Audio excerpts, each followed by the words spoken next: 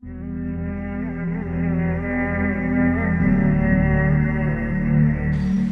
اللہ الرحمن الرحیم الا بذکر اللہ تطمئن القلوب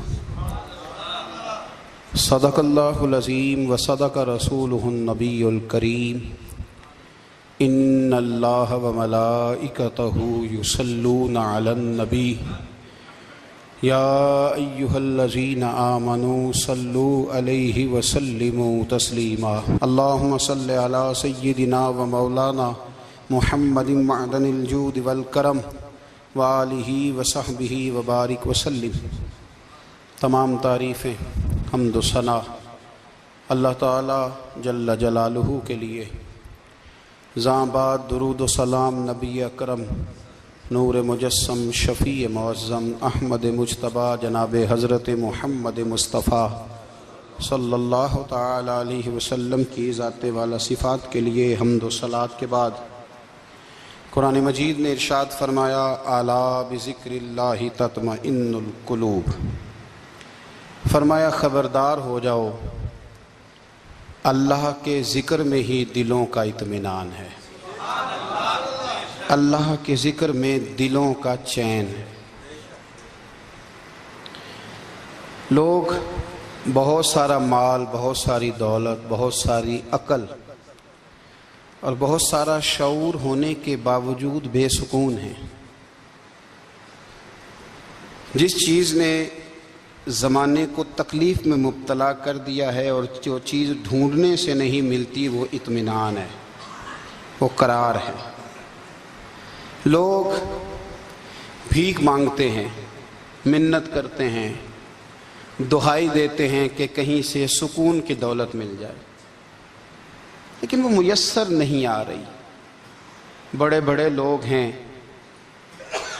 اور میں عرض کر چکا ہوں کہ مالدار بھی ہیں اور عقل مند بھی ہیں، باشعور ہیں، پڑھے لکھے ہیں، پر قلبی سکون، راحت، اطمینان، چین انہیں میسر نہیں آ رہا۔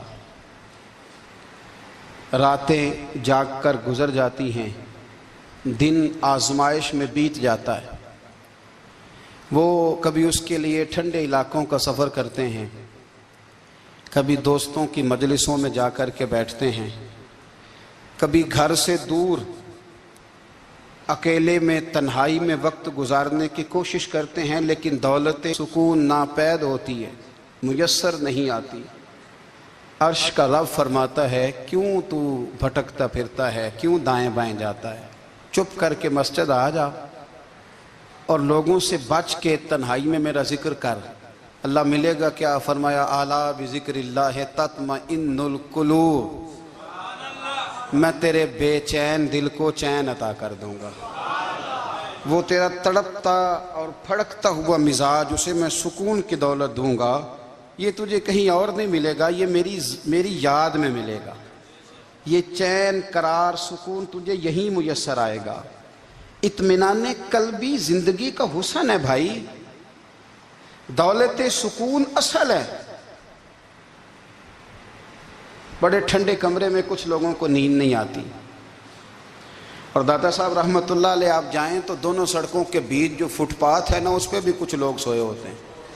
ادھر سے بھی گاڑیاں گزرتی ہیں، ادھر سے بھی گاڑیاں گزرتی ہیں، لیکن بس نیند ہے نا، اللہ کا فضل ہے، اس نے دے دی ہے، آنے والوں کو آ گئی ہے۔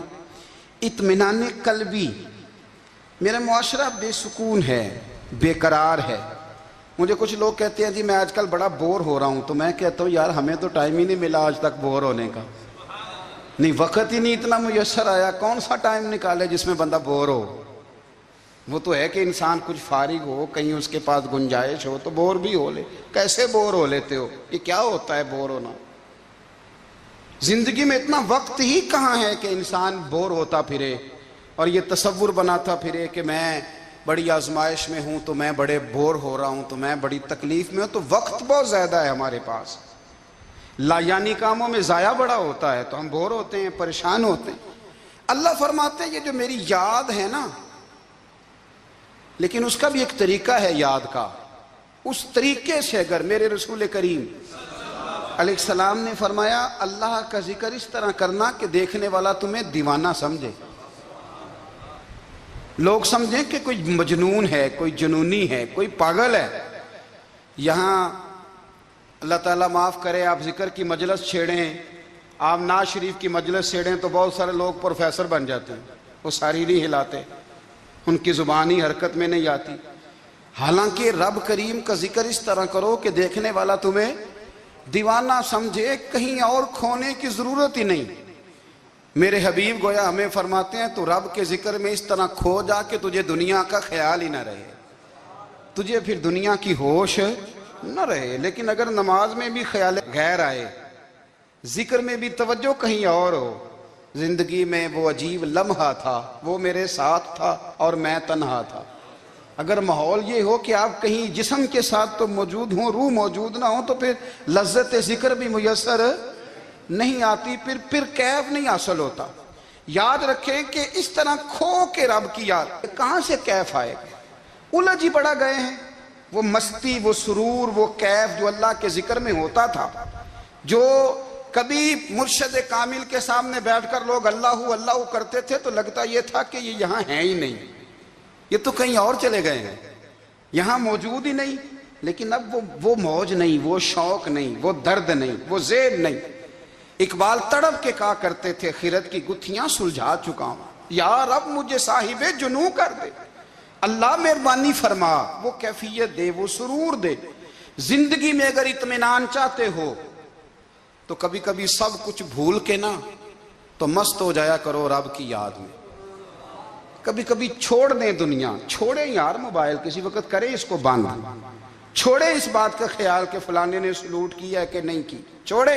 حضرت باجزید بستامی رحمت اللہ تعالیٰ علیہ فرماتے ہیں میں نے اعتکاف کبھی اپنی مسجد میں نہیں کیا، اس لیے کہ سارے ہی ہاتھ چومنے والے، سارے ہی پیار کرنے والے۔ فرماتے ہیں میں جب اعتکاف کرتا تھا تو میں بستام سے دور نکل جاتا تھا جہاں کوئی مجھے جاننے والا نہ ہو۔ اٹھ بلیا چلو تھے وسیے جتھے وس دے نہیں سارے ینے، نہ کوئی ساڈی ذات پچھانے تے نہ کوئی سانو مننے، چل ادھر چلیں۔ اٹھ بلیا چلو تھے وسیے جتھے وس دے نہیں سارے ہی انے، نہ کوئی ساڈی ذات پچھانے تے نہ کوئی سانو۔ اتنا شوق ہے سلوٹ کرانے کا، اتنا شوق ہے تعارف کرانے کا، اتنا شوق ہے اپنا بتانے کا، تو یہ چیز غلبہ کر جاتی ہے، پھر نام رہ جاتا ہے، روح نہیں رہتی، پھر وجود رہ جاتا ہے، پھر باطن کی کیفیت نہیں رہتی۔ خدا را اپنے آپ کو بے چین نہ کرو، بے قرار نہ کرو، بے سکون نہ کرو، رب کی یاد میں آ جاؤ، درود و سلام میں آ جاؤ، نعت کے حسن میں آؤ، تلاوت کی دنیا میں آؤ، سجدوں کے نور میں آؤ۔ آؤ کبھی کھول کے دل مسجد کی صفائیاں کریں، آؤ نہ کبھی کوئی بوڑھا، دادی، نانی، دادا، ان کے پاس بیٹھ کے پیر دبا کے اللہ کو راضی کریں۔ یہ کیف والی جگہ ہیں، یہ سرور والی جگہ۔ اتنی بے چین ہماری زندگی ہے، بے قرار ہے، تڑپتے ہوئے لوگ، لڑتے ہوئے لوگ، ایسے لگتا ہے ابھی ایک دوسرے کا گریبان تھام لیں گے، بے قرار، بے چین۔ کسی کو انتظار کا کہا جانا کہ 10-20 منٹ کسی کا انتظار کرو تو بعض لوگ مجھے ایسے لگتا ہے جیسے ان کا کلیجہ پھٹ جائے گا، ڈاکٹر کے انتظار میں بیٹھے ہیں تو بڑے پریشان ہیں۔ کسی کو ملنے گئے ہیں کو آدھا گھنٹہ بیٹھنا پڑ گیا تو بڑی دقت میں ہیں۔ اپنے آپ کو سکون دیں۔ آپ یقین کریں بڑا مزہ آتا ہے، کبھی کسی کا انتظار کرنا پڑے تو 2-4 تسبیح درود شریف پڑھی جاتی ہے، یعنی ذوق بن جاتا ہے کہ چلو اللہ نے موقع دیا ہے، کوئی سرکار کو یاد کر لیں، تنہائی مل گئی۔ ہمارا مزاج جس سختی کا شکار ہے وہ سختی آہستہ آہستہ ہمیں زیادہ آزمائش میں ڈال گئی۔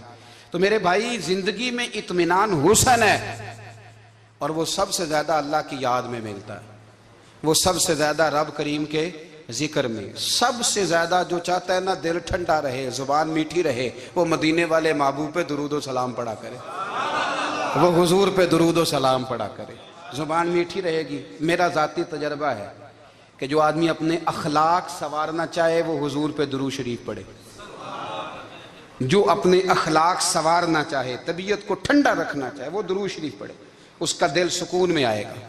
کچھ کام اور ہیں زندگی میں اطمینان کے لیے، ان کا ہونا بھی بڑا ضروری ہے۔ سب سے پہلے اگر آپ چاہتے ہیں نا زندگی میں سکون ہو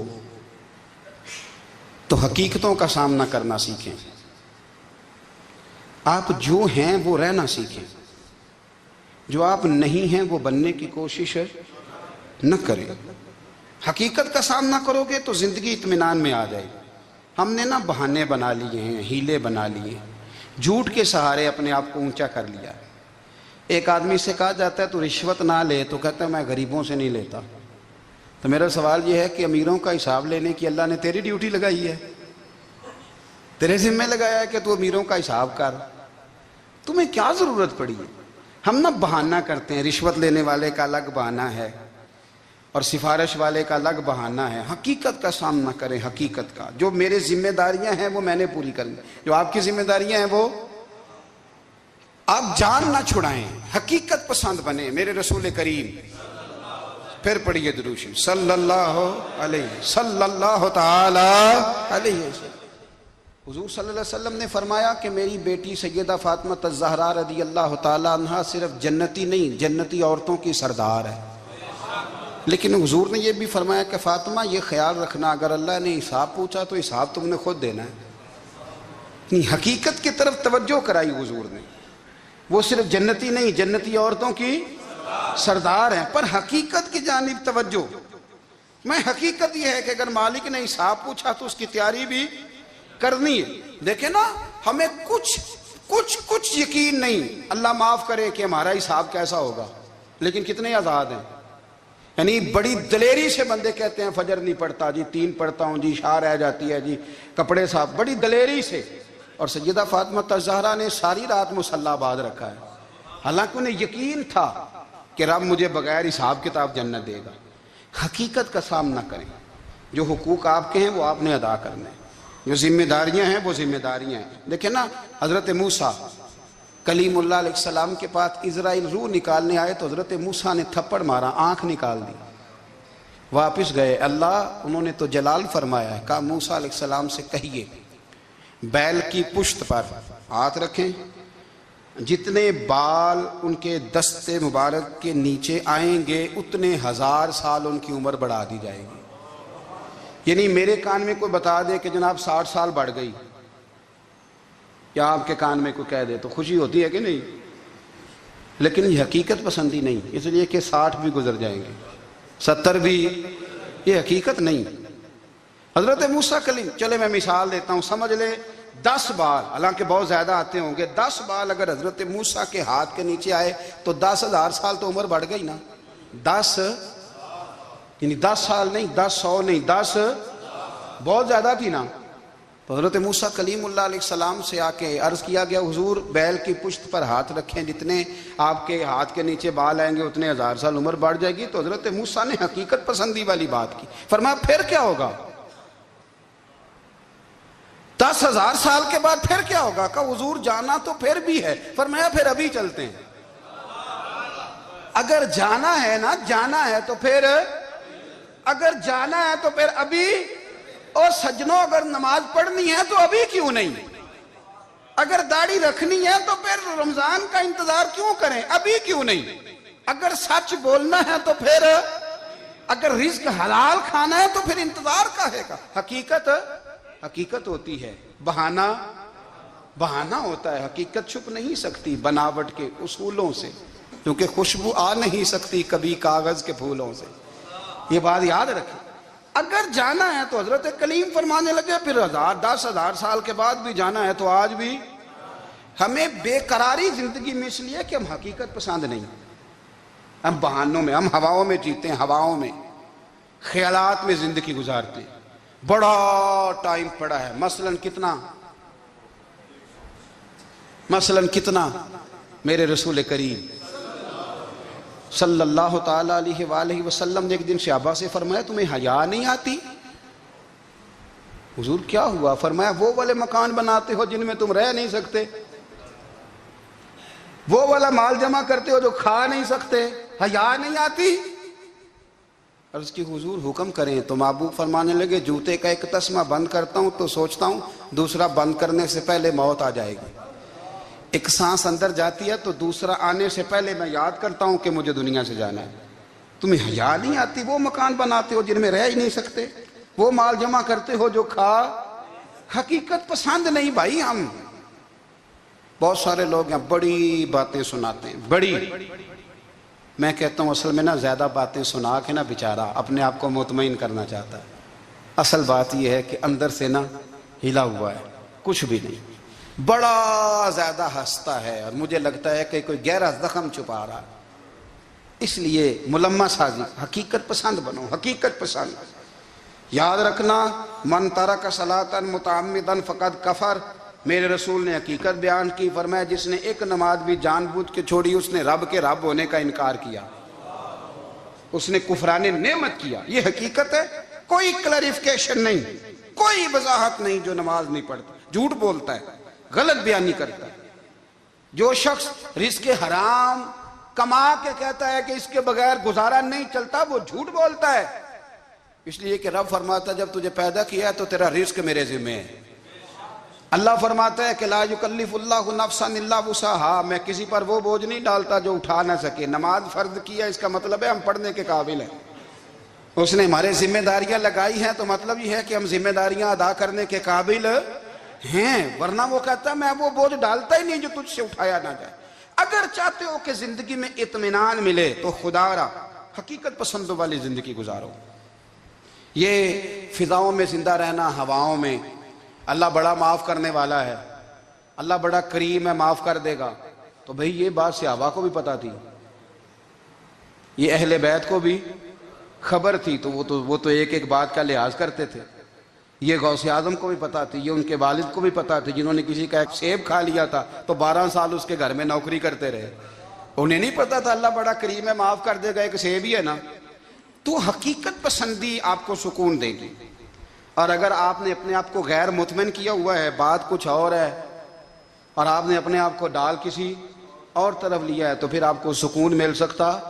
سکون حقیقت پسندی میں، اصل میں سکون ہوتا ہے، اداکاری میں سکون نہیں ہوتا۔ تیسری بات سنیں، اگر آپ چاہتے ہیں زندگی میں مطمئن رہیں تو دنیا داروں سے امیدیں توڑ دیں،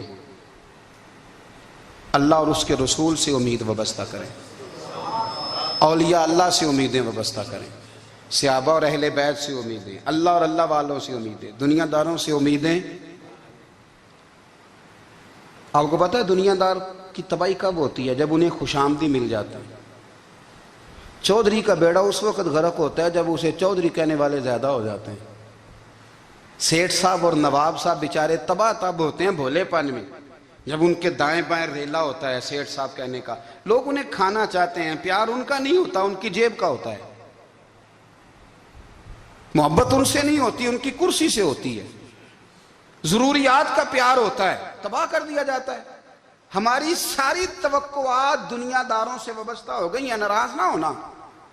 پیروں نے، مولویوں نے، درویشوں نے، انہوں نے بھی سیٹھ رکھے ہوئے جلسوں کی صدارت کرانے کے لیے، یعنی مذہبی جلسہ ہے، اس میں بہت زبردست پڑھے لکھے صاحب تقوی عالم کا خطاب ہے، اور کی صدارت وہ بندہ کر رہا ہے جس نے عشاء کی نماز بھی نہیں پڑھی، وہ بندہ صدارت کر رہا ہے۔ کیوں؟ اس لیے کہ اس نے ₹1,00,000 دیا محفل میں۔ خدا را دنیا داروں سے امیدیں چھوڑ دیں، ورنہ آپ کمزور پڑ جائیں گے، آپ کی امیدیں ٹوٹیں گی۔ کتنا کمزور ہے وہ شخص جو 2-4 ہزار کے لیے کسی بندے کی چاپلوسی کرتا ہے، اس کے پیچھے بھاگتا ہے، خوش آمدیں کرتا ہے، تھوڑے سے نوٹوں کے لیے، دکھ سکھ میں کام آئے گا اس کام کے لیے۔ میرے رسول کریم علیہ السلام نے فرمایا جس نے بندوں کو راضی کرتے کرتے رب کو ناراض کر دیا، اس کی دنیا بھی گئی اور آخرت بھی گئی۔ اور فرمایا جس نے بندوں کی پرواہ نہیں کی، اللہ کو راضی کیا، فرمایا اگر رب راضی ہو گیا تو لوگوں کے دلوں میں بھی محبت پیدا فرما دے گا۔ کیا ضرورت ہے خوشامد کرنا دنیا داروں کی، سیٹوں کی، نوابوں کی، چاپلو۔ اور میں آپ کو ایک بات بتاؤں، ہوتا پتہ کیا ہے؟ یہ جو حب جا اور حب با ہوتی ہے نا، اس سے پیٹ نہیں بھرتا۔ آپ کو اگر خوشامد کرنی ہے تو پھر آپ کو ساری زندگی کرنی ہے۔ پھر ان کو بھی پتہ ہوتا ہے کہ تعلق کس بنیاد پر ہے، اس میں کبھی بھی خلوص پیدا نہیں ہوتا۔ آپ بے چین رہتے ہیں، بے قرار رہتے ہیں، آپ کو تکلیف رہتی ہے ہمیشہ۔ کبھی بھی دنیا داروں سے امیدیں وابستہ نہ کریں۔ ایک بات سنیں بڑی شاندار، امام غزالی نے لکھی ہے۔ امام غزالی فرماتے ہیں کہ ہارون رشید حج کر کے واپس آیا بغداد میں، تو کونے میں حضرت بہلول دانا بیٹھے تھے، رش بہت تھا، مجمع بڑا تھا۔ حضرت بہلول دانا بھی سڑک کے کنارے بیٹھے تھے، تو سپاہی کہنے لگے یہاں سے اٹھ جاؤ۔ فرمانے لگے ہارون رشید کی زمین نہیں، زمین میرے رب کی ہے، میں کیوں اٹھوں؟ وہ قریب سے گزرا تو سلام لی، تو آپ نے اس کا پروٹوکول دیکھا تو فرمانے لگے ہارون رشید تجھ سے تگڑے تگڑے موٹے موٹے پروٹوکول میں نے لوگوں کے دیکھے ہیں، اور یہ جو تیرے دائیں بائیں آج تیرے نعرے لگا رہے ہیں، یہ پہلے ان لوگوں کے نعرے لگایا کرتے تھے، اور تھوڑا وقت گزرنے دے، جو تیرے بعد آئے گا نا، یہ سارے پھر ان کے نعرے بھی لگائیں گے۔ تو جھوٹ کی دنیا میں زندہ ہے، ان سے تو نے امیدیں وابستہ کی ہیں، یہ کل اس کے نعرے لگائیں گے۔ اس کے دل پہ بڑا اثر ہوا، گھوڑے سے اتر آیا، آگے کہنے لگا حضور آپ نے مجھے بڑی اچھی نصیحت کی ہے، میرا دل بڑا ٹھنڈا ہوا ہے، میں نے سنا ہے آپ مقروض ہیں، کچھ لوگوں کا قرض، تو مجھے کوئی حکم ہی کر دیں۔ آپ ہنسنے لگے، فرمانے لگے یار تو بڑا ہی بیوقوف ہے، بڑا ہی بیوقوف ہے تو، میں تجھے نصیحت کر رہا ہوں تو مجھے الجھا رہا ہے، حضور کوئی حکم کر دیں۔ کیا خوبصورت انداز ہے رب کریم کے بندوں کا۔ حضرت بہلول دانا فرمانے لگے تیرا رب کون ہے؟ کہا اللہ۔ تو فرمایا میرا کون ہے؟ کہا اللہ۔ فرمانے لگے یہ تو نہیں نہ ہو سکتا کہ اللہ ہارون رشید کو دیتا رہے اور بہلول دانا کو بھول ہی جائے، یہ تو نہیں نہ ہو سکتا کہ ہارون رشید کو دیتا رہے اور بہلول دانا کو بھول جائے۔ فرمایا اس کا دل، اس کا ارادہ ہوا، ارادہ قدرت ہوا کہ بہلول مقروض رہنا چاہیے، تو اگر رب مجھے رکھنا چاہتا ہے، دکھ قبول محمد بخشا راضی رہن پیارے، اگر وہ چاہتا ہے میں مقروض رہوں تو میں بھی چاہتا ہوں کہ میں مقروض ہی رہوں، یہ تو نہیں نہ ہو سکتا کہ تجھے دے اور مجھے نہ دے۔ فرمایا میری تجھ سے کوئی امید نہیں، مجھے جب بھی دے گا میرا رب بھی دے گا، اور وہ دے گا تو پھر انشاءاللہ خزانے کھول کے دے گا۔ دنیا داروں سے امیدیں وابستہ کرنا، لوگوں کے پیچھے، یہ چھوڑ دیں، آپ بے چین رہیں گے، بے قرار رہیں گے۔ اللہ والوں سے ضرور امیدیں وابستہ کریں، اس لیے کہ ان کے پاس جو کچھ ہوتا ہے وہ دراصل رب کا ہی ہوتا ہے۔ لیکن سیٹھوں سے، نوابوں سے، سیاستدانوں سے باز آ جائیں، ہماری بڑی امیدیں وابستہ ہیں۔ میں اکثر کہتا ہوں جتنے پھیرے نوکری کے لیے دنیا دار کے دروازے پہ لگائے ہیں نا، اس سے کم دفعہ مسجد میں نفل پڑے ہوتے تو رب اتنی بڑی مہربانی فرما دیتا۔ تیسری بات یہ یاد رکھیں، اگر سکون لینا چاہتے ہیں نا، اگر سکون لینا چاہتے ہو نا، تو لوگوں کو ڈسکس کرنا بند کر دو۔ کس کو اللہ نے کتنے پیسے دیے ہیں وہ جانے اور اللہ جانے، کس کو اللہ نے کتنی گاڑیاں دی ہیں وہ جانے، اور لوگوں کو ڈسکس کرنا جی۔ یعنی میں ایک جگہ بیٹھا تھا تو ایک صاحب گاڑی والا گزرا، گاڑی میں بیٹھ کے، اس کا پڑوسی تھا، کہندے تھا منہ ہے کار والا، میں کہ وہ تے ہے تاں ہی بیٹھا ہے، تے ہن میں کہ سمجھانا سی نا انہوں، میں کہ توں تے میں حساب لائیے بھی ساڈے کول کوئی نہیں، وہ تے ہے، دیکھیں نا اللہ نے اسے دی ہے نا، تو اللہ نے چاہا نا وہ کار میں بیٹھے، تو اس نے پھٹے پہ بیٹھ کے یہ تبصرہ کیا کہ منہ ہے کار والا، میں کہ ابھی وہ تے ہے تاں کار ہے تھے۔ اب مجھے اور تجھے اندازہ لگانا چاہیے کہ ہم کیا یہ بحث ہے، یعنی اللہ کو چاہیے تھا معاذ اللہ کے پہلے تجھ سے پوچھتا کہ اسے کار دینی ہے کہ نہیں، کیا مطلب فضول بحث ہے۔ وہ چیز ہمیں اتنا تنگ کرتی ہے، اتنی تکلیف دیتی ہے کہ آپ یقین کریں سارا دن اسی کو ڈسکس کرتے ہیں، سارا دن۔ اس کے پاس گاڑی ہے، اس کے پاس کار ہے، فلانے کا پیسہ 1 نمبر ہے، فلانے کا 2 نمبر ہے، فلانے کا 6 نمبر ہے، اصل بات کے اندر حسد ہے، اس کو نکالو۔ ایک بات کہنے لگا ہوں، اسے یاد رکھنا، میرے اعلیٰ حضرت رحمۃ اللہ علیہ فرمایا کرتے، حسد کرنے والا بندوں پر اعتراض نہیں کرتا، اللہ پر اعتراض کرتا۔ وہ کہتا ہے اللہ اسے کیوں دیا ہے، اتنا کیوں دیا ہے، معاذ اللہ وہ اللہ کی تقسیم پر اعتراض کرتا۔ حسد کرتے ہو بے چین رہو گے، حسد آپ کے دل کو تڑپا کے رکھ دے گا، چھوڑے۔ اللہ بڑا کریم ہے، جس کو جہاں چاہتا ہے وہاں بٹھا دیتا ہے۔ آپ قطعاً اس بحث میں نہ پڑے کہ اللہ نے کس کو کتنا دیا ہے، کب دیا ہے، کیوں دیا ہے، وہ بڑا بے نیاز ہے۔ حسد آپ کو تباہ کرے گا۔ دنیا میں پہلا گناہ جو ہوا تھا وہ حسد تھا۔ ابلیس نے حضرت آدم سے حسد کیا، کہنے لگا میں بہتر ہوں، سرداری اس کو مل رہی ہے، یہ تو اللہ کو پتہ ہے نا کس کو دینی ہے۔ اور دنیا میں پہلا قتل حسد کی وجہ سے ہوا، حابیل قابیل کے درمیان حسد کا معاملہ تھا، خاتون کا نکاح اس سے کیوں ہو رہا ہے، مجھ سے ہونا چاہیے۔ حسد تباہی کرتا۔ آپ یقین کریں، یعنی دکاندار کے سامنے دوسری دکان پڑتی ہے اور پریشان ہو جاتا ہے، وہ کہتا ہے میرا کیا بنے گا؟ لا حول ولا قوت الا باللہ العلی العظیم. یعنی تیرا کیا خیال ہے کہ تیرے حصے کی روٹی وہ کھا جائے گا؟ اتنا چھوٹا دل. یعنی تیرا موقف یہ ہے کہ تیرے حصے کا نصیب اس تک چلا جائے گا، یہ تیری خواہش ہے. ایک دوسرے کی کمزوریاں بیان کرنا، اس کا تو مال ہی ناقص ہے جی، اس کے تو پاس ہی کچھ نہیں. یہ تو کمزور لوگوں کا طریقہ ہے. میرے رسول کریم علیہ الصلوۃ والسلام گزر رہے تھے، پت جھڑ کا موسم تھا، خزاں کا موسم تھا، درختوں کے پتے جھڑ رہے تھے. صحابہ کو ساتھ لے کے حضور گزرے اور ایک درخت کی ٹہنی کو پکڑ کے حضور نے ہلایا. صحابہ فرماتے ہیں کہ چھم چھم اس کے پتے گرے، زمین پر ڈھیر لگ گیا. حضور نے فرمایا دیکھا تم نے کیا ہوا؟ حضور ہاں. فرمایا کتنی تیزی سے پتے جھڑے ہیں، صرف تنا رہ گیا ہے اور خالی ٹہنیاں رہ گئی ہیں، کوئی حسن بچا ہے؟ حضور نہیں. تو نبی کریم فرمانے لگے جو حسد کرتا ہے نا اس کی نیکیاں بھی اسی طرح جھڑ جاتی ہیں، اسی طرح. اور ایک جگہ حضور فرمانے لگے جس طرح راکھ لکڑی کو آگ کھا جاتی ہے، جس طرح لکڑی کو آگ، جب آگ کھا جائے تو پھر لکڑی کو لکڑی نہیں کہا جاتا، راکھ کہا جاتا ہے، کوئلہ کہا جاتا ہے، اس کی اصل باقی یعنی اسے کھائی جاتی ہے. تو حضور علیہ الصلوۃ والسلام فرمانے لگے جس طرح آگ لکڑی کو کھا جاتی ہے، فرمایا اسی طرح حسد نیکیوں کو کھا جاتا ہے، نیکیاں رہتی نہیں. حسد کرنے والے کے پاس نیکیاں یعنی ان کی اصل شکل موجود، کبھی بھی حسد نہیں کریں. اللہ کی تقسیم ہے، جس کو چاہے جب چاہے جتنا چاہے عطا کرے. اور چوتھی بات میرے بھائی، کبھی بھی بغض نہ پیدا کریں. بغض والے لوگ بے سکون رہتے ہیں. بہت ساری کمزوریاں ہمارے اندر ہوتی ہیں نا، پھر اللہ ہماری روزی تو نہیں نہ بند فرماتا. یہ تو نہیں کہتا کہ زمین سے نکل جاؤ. اگر یہی والا معاملہ ہو جو ہمارا ہے کہ شادی پہ اس نے میرے ساتھ برا سلوک کیا تھا، اب ساری زندگی بغض رکھنا ہے. اگر یہی معاملہ فرشتے اللہ کی بارگاہ میں کہیں کہ یا اللہ اس نے فلانے دن شراب پی تھی، اب اس کو زمین میں نہیں رہنے دینا، نظام زندگی چلے گا. تو اگر اللہ ہمیں معاف کرتا ہے تو ہم بندوں کو معاف کیوں نہیں کرتے؟ آپ یقین کریں اتنی لمبی عداوتیں، اتنا لمبا حسد، اتنا لمبا بغض، اتنا لمبا. حدیث میں نے پڑھی میں حیران رہ گیا. میرے نبی کریم علیہ الصلوۃ والسلام نے فرمایا اپنی بیوی سے کبھی بغض نہ رکھنا. اگر اس کی ایک بات ناپسند ہو تو اسے چھوڑ کے وہ بات دیکھو جو تمہیں پسند ہے. میں اس حدیث کو پڑھ کے سوچنے لگا کہ کیا بیوی کا بھی بغض رکھتے ہیں لوگ؟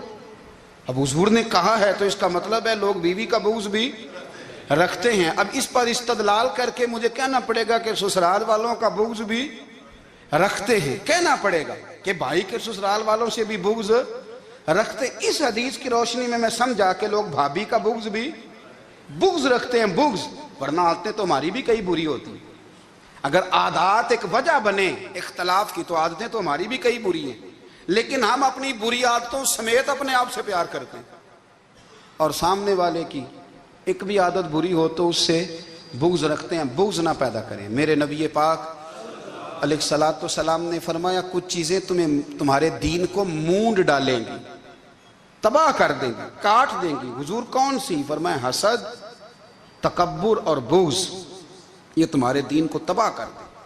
ہم بے چین اس لیے ہیں کہ ہم نے بہت سارے لوگوں کا بغض پالا ہوا ہے، اور ہر فیلڈ میں سیاستدان نے سیاستدان کا، ذاتیات پر اتر کے بات کرتے ہیں، معزز ترین لوگ، تاجر نے تاجر کا، اللہ ماشاء اللہ بعض جگہ پہ اہل علم بھی ایک دوسرے سے عداوت رکھتے ہیں. خدا را دل رب کریم کے آنے کا ٹھکانہ ہے. یہ صاف ہوگا تو اس میں رب رسول کے جلوے ہوں گے. اگر اس میں عداوت ہو، اس میں بغض ہو، اس میں کینہ ہو، نفاق ہو، سنیں میرے رسول کریم حضرت ابو بکر صدیق رضی اللہ تعالیٰ عنہ کہتے ہیں میں رو ہی پڑا. مکہ فتح ہوا نا تو اکرمہ بن ابو جہل نے پیغام بھیجا کہ میں نا کلمہ پڑھنے کے لیے آ رہا ہوں. بات لمبی ہے، میں موضوع پہ رہنا چاہتا ہوں. کہتے ہیں جب وہ آنے لگا نا تو نبی پاک نے ہم سب کو بلایا. ہم حاضر خدمت ہوئے تو حضور فرمانے لگے کہ اس کے باپ نے نا بڑا ظلم کیا ہے ہمارے ساتھ، ابو جہل نے بڑا ستایا ہے، بڑی تکلیف دی ہے. آپ مجھے بتلائیں کہ وہ ایک دفعہ کسی شادی پہ بحث ہوتی ہے بیوی کے بھائی کے ساتھ، پھر ساری زندگی اس بیچارے کو معافی، وہ 10 دفعہ گھر آتا ہے معافی مانگنے پر سوال ہی نہیں پیدا ہوتا، میں او ہو مجھے ہی کہہ دیا، یعنی پھر مجھے ہی کہہ دیا آپ نے، اور میری شان میں بے ادبی، اور پھر میں معاف کر دوں؟ توبہ توبہ توبہ، یہ کیسے ہو سکتا ہے؟ میری ناک نیچی ہو جائے گی، اور آپ نے مجھے کہہ دیا، سوال ہی نہیں پیدا ہوتا۔ اور یہ رونا میں اکثر ہوتا ہوں کہ شادی والے دن داماد صاحب کا زیادہ دماغ خراب ہوتا ہے۔ جب چھوٹی سالی کی شادی ہوتی ہے نا، اس دن اس کو بخار چڑھتا ہے، کوئی اس کو کان میں کہتا ہے تیری عزت نہیں کر دے، اس دن اس کا دماغ خراب ہو جاتا ہے، بچے اٹھا کے نکل آتا ہے، وہ بیچارہ سسر منتیں کر رہا ہوتا ہے کہ تیری مہربانی آ جا، یہ عزت کرا رہا ہے۔ تو میں نے کہا احتجاج کر کے جو عزت کرائی جاتی ہے وہ عزت نہیں ہوتی۔ ہاں یہاں مانگ کے عزت لیتے ہیں لوگ، یا احتجاج کی کوئی عزت ہے؟ آپ کے اندر کمالات اتنے ہوں کہ آپ کی عزت کرنے کو دل چاہے، یعنی مزہ آئے، یعنی لطف آئے، یعنی آپ دور بیٹھے ہوں تو کسی کا دل کرے آپ کو اسٹیج پہ بلانے کے لیے۔ یہ کیا بات ہوئی کہ چھائے جانا اور بھاگ کے آگے جانا؟ ان سے نکلیں۔ اکرمہ بن ابو جہل کلمہ پڑھنے کے ارادے سے آ رہے ہیں، حضور علیہ السلام نے صحابہ کو بلایا، کتنی زیادہ دعوت رکھی جا سکتی تھی معاذ اللہ؟ کب سے وہ چلا تھا ظلم کرنے، اور اس کے بعد اس کا بیٹا شروع ہو گیا، کتنی باتیں تھیں جو ناقابل معافی تھیں، پر کریم رسول نے ہمیں بتلایا ہے کہ سکون والی زندگی کہتے کس کو ہے؟ جب سب لوگ جمع ہو گئے تو حضور نے فرمایا بھئی وہ کلمہ پڑھنے آ رہا ہے، اس کے باپ نے ظلم بڑے کیے ہیں، پر میری نصیحت یہ ہے کہ اس کے سامنے اس کے باپ کو کوئی برا نہ کہے، خبردار کوئی اس کے سامنے کوئی بات نہ کرے۔ اب وہ کلمہ پڑھنے آ رہا ہے، مطیع ہو کے آ رہا ہے، بان کے آ رہا ہے۔ کہتے ہیں اللہ کے رسول نے نا کافی دیر تک خطبہ دیا، بریفنگ دی، بات سمجھائی۔ جناب صدیق اکبر کہتے ہیں میں رو پڑا۔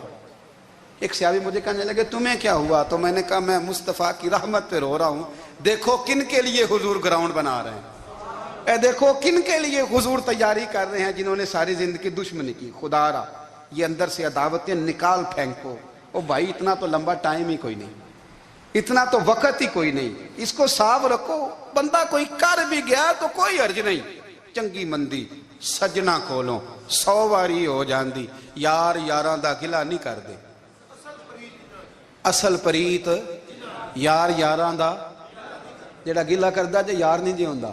ہاں پکی بات، پکی پیڑی۔ میرا ایک سنگی مجھے آ کے آنے لگا فلانی جگہ بندہ یہ بات کر رہا تھا، میں کہ تو اوتھے ہی سے سوندا سے تم ہی نال ہی سے، میرا تو سجن بات سن ہی نہیں سکتا۔ چنگی مندی سجنا کولوں 100 واری ہو جاندی، یار یاراں دا گلا نہیں کر دے، اصل پریت جنہ دی۔ ہاں جو بندے پھر ہوتے اس طرح کے، ان کے لیے بھی میاں صاحب نے کہا ہے، ان کے لیے بھی میاں صاحب نے کہا ہے، ان کے لیے بھی آپ نے بات ارشاد فرمائی ہے۔ آپ نے فرمایا چنگا ہویا لڑ نیڑیوں چھٹا، کتے عمر نہیں لنگی ساری، بے قدران دی یاری کولوں توبہ لکھ لکھ باری، او چنگا ہویا لڑ نیڑیوں چھٹا، کتے عمر نہیں لنگی ساری۔ جو اس طرح کا تھا نا شکوے کرنے والا، بغض رکھنے والا، فرمایا بے قدران دی یاری کولوں توبہ، یعنی لاکھ تے لاکھ کنے ہو گئے، یعنی 2 لاکھ باری توبہ کی تھی انہوں نے، گنی نہیں جا سکتی جتنی میاں صاحب نے توبہ کر دی۔ بے قدرے دوست، بے قدران دی یاری کولوں توبہ لکھ لکھ باری، چنگا ہویا لڑ نیڑیوں چھٹا، کتے عمر نہیں لنگی ساری۔ تو مہربانی کریں، ایک تو اگر آپ مطمئن رہنا چاہتے ہیں تو کبھی کبھی نا مست ہو کے ذکر الہی کریں، مست ہو، وہ والا ذکر نہیں جس میں آپ موبائل بھی دیکھ رہے ہیں اور کہانیاں بھی۔ میرے سامنے کو بندہ جمعے والے دن یا تقریر کے درمیان تسبیح لے کے بیٹھ جائے تو میں اس سے پوچھتا ہوں تو دو کام ایک ٹائم جکے میں پہ کرنا ہے؟ میری بھی بات سن رہے ہو، تسبیح پڑھی تو ممکن ہی نہیں، تسبیح تو تسبیح ہے، جب وہ ہوگی تو پھر کوئی اور کام سوال ہی نہیں پیدا ہو۔ ایک تو ذکر کریں محو ہو، دوسری بات حقیقت کا سامنا کریں۔ آپ اگر مطمئن رہنا چاہتے ہیں تو حقیقت پسند بنیں۔ تیسری بات حسد چھوڑ دیں، دوسروں کو ڈسکس کرنا چھوڑ دیں، آپ یہ دیکھیں کہ اللہ نے مجھے کیا کچھ دیا، اس پہ راضی رہیں۔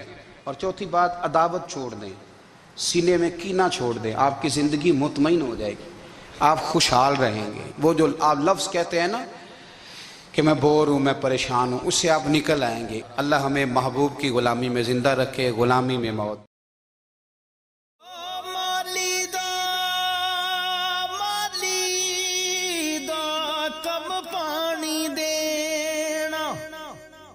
پر مشکاں پوے ہو مالک دا کم پھل پھل لانا لاوے یا نہ